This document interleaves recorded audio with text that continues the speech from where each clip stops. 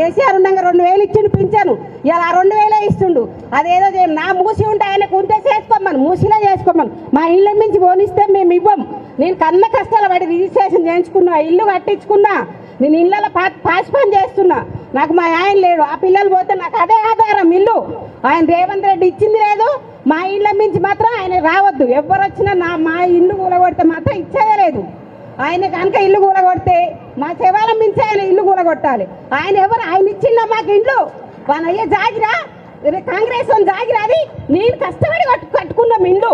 వాడు మాట్లాడితే మీరు కూలాలు రమ్మన్, మేము నా పట్టా కాగితాలు ఉన్నాయి, రిజిస్ట్రేషన్ కాగితాలు ఉన్నాయి.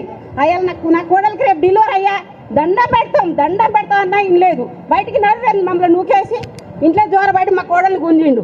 ఆ రోజు పరిస్థితి ఏంటి? నా కోడలికి 60-70 వేలు అయినాయి ఆపరేషన్, బయట ఒకరోజు లేట్ అయితే.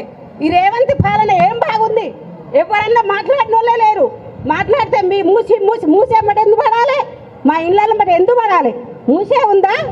ఇళ్ళకి ఇంకో వేరేది లేదా? మా ఇల్లు అయితే ఇచ్చేయలేదు సార్. ఎవరు ఏం చేసినా సరే మేమైతే సావనన్నది వస్తా, కానీ నా ఇల్లు అయితే ఇయ్యను నేను.